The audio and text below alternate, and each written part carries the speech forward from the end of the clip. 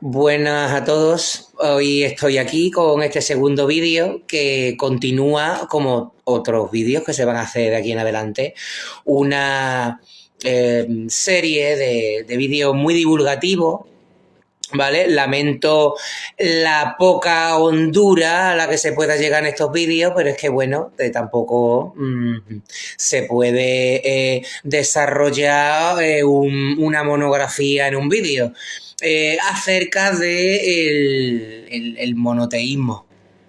Y por supuesto, bueno, empezando por el judaico, ¿no? O sea, particularmente el monoteísmo judaico.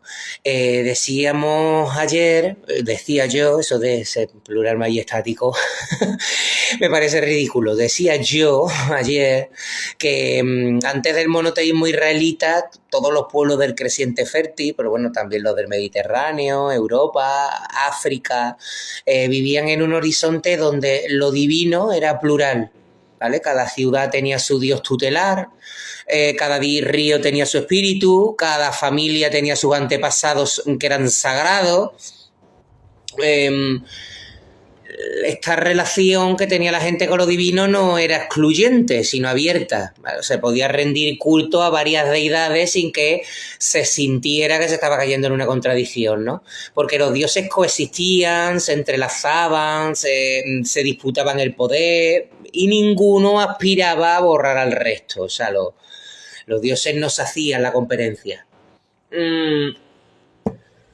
Esta pluralidad es la imagen misma de lo que intenta es representar, ser un reflejo de un cosmos que se entiende como un cosmos vivo, multiforme y fecundo. Cuando llega el judaísmo, rompe con esta lógica al introducir la idea desde una alianza exclusiva, de un pacto exclusivo. La idea de pacto, que aparece mucho en la brujería, es inherente a muchísimas religiones, ¿no? Y el judaísmo no se escapa a esta categoría. El Dios de Israel no es simplemente el Dios de un clan, de una ciudad, ¿no? Como podría ser Baal o Marduk, que era Baal quiere decir simplemente señor, o sea, el dios realmente no se llamaba Baal, se llamaba Hat o Hadu. Baal era señor, entonces cada ciudad tenía su Baal, cada ciudad tenía su señor. Entre los celtas lo mismo, el dios Teutates, ¿no? Por Tutatis, el dios Teutates no era uno solo, cada castro celta tenía su propio Teutates. Bueno, pues como digo, el dios de Israel, aunque sí es verdad que en cierto modo empieza como un dios así, como un Teutates, como un Baal, ¿no? Como un dios tutelar de una etnia, de un clan concreto. Con el tiempo se convierte en el Dios verdadero, ¿no? Esto, se ha visto que el judaísmo no es el mismo desde el principio de la Edad del Bronce hasta el siglo I después de Cristo, ¿no? O sea, hay primero un yavismo en el que Yahvé es un dios tutelar entre muchos y los judíos practican un enoteísmo y el judaísmo propiamente dicho, que es el que surge cuando ya Yahvé no se entiende como un dios tutelar entre otros, el más poderoso, lo que tú quieras, pero uno entre muchos, sino que es el único Dios verdadero y que además es el único Dios verdadero que exige fidelidad, que por eso mismo exige fidelidad absoluta, ¿no? A cambio de esa fidelidad, pues ofrece protección, tierra, descendencia, prosperidad. Pero la alianza es condición necesaria en el judaísmo. Quien adora a otros dioses quiebra el pacto, comete traición contra Dios, porque recordemos, Yahvé es un Dios celoso. O sea, quien intenta hacer pactos con distintas entidades, según el judaísmo, se condena. Entonces, la pluralidad de lo divino se transforma en este caso en un contrato jurídico entre un Dios único y un pueblo que también es único. Esta noción de alianza es lo que permitió al judaísmo constituirse en religión de identidad cerrada, ¿vale? Porque en el judaísmo el pueblo ya no existe solo por su sangre, por su lengua, por su territorio, sino por su relación con el Dios que ha elegido a ese pueblo. O sea, el Dios de los judíos ha elegido este pueblo como el pueblo que se merece entre todos, el único que se merece la salvación y la redención, ¿no? La fidelidad al pacto se convierte entonces en la medida de la pertenencia, más que la sangre o la etnia, ¿no? Podría haber, en todo Canaán había pueblos que tenían la misma etnia que los judíos, pero eso no los hacía pertenecer a la misma... eso no hacía que fueran considerados de la misma etnia, porque al final lo que hacía que alguien fuera de esa etnia o no era ni su fenotipo ni su cultura, sino la fidelidad exclusiva a ese pacto, ¿no? Y bueno, y la idolatría se convierte en el mayor crimen, ¿no? Según esta manera de creer, ¿no?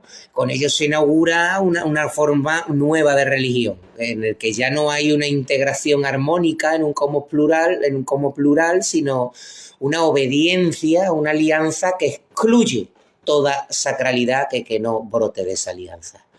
El pacto además introduce un principio de historia lineal, esto es una cosa muy importante que lo vamos a ver luego más adelante con las otras religiones monoteístas. Los pueblos paganos se movían en ciclos, el ciclo de la siembra y la cosecha, la vida y la muerte, el retorno eterno de los astros, ¿no? que giran eternamente en sus órbitas y desaparecen y vuelven a aparecer en el cielo. El pueblo de Israel frente a esto lo que hace es inventar un concepto de historia que está guiado por esa alianza que tiene con ese Dios único, ¿no? Liberación de Egipto, entrega de la ley, conquista de la tierra prometida, promesa mesiánica.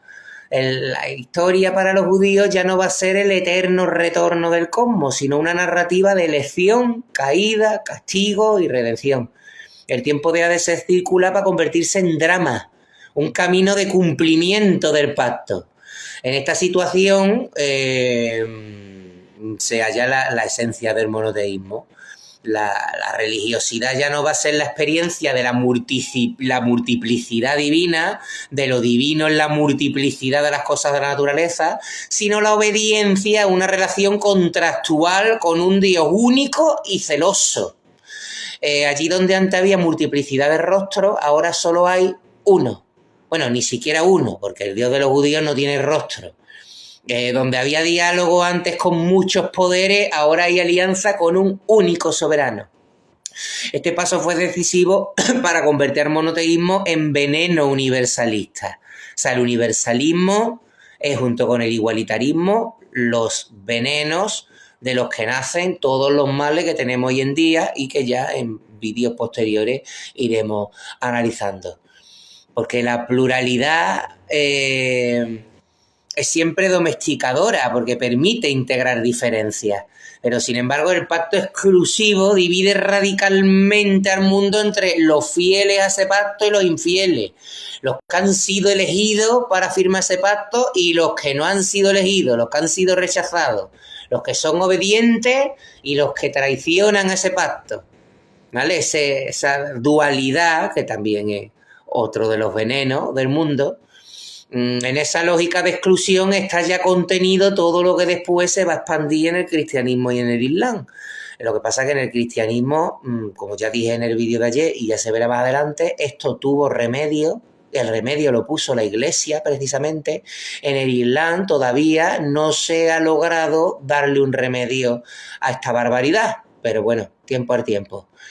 El rechazo del cosmos, la obsesión por la ley, la condena de otra tradición como idolatría, esto se va a ver en las otras dos religiones monoteístas. Lo dejo aquí, continúo mañana desarrollando este tema muy lentamente, porque nosotros no somos lineales como el monoteísmo, nosotros somos espirales, entonces vamos y volvemos, pero cada vez que vamos añadimos un poco más de rema al tema, y bueno, aquí lo dejo, pasa un buen día.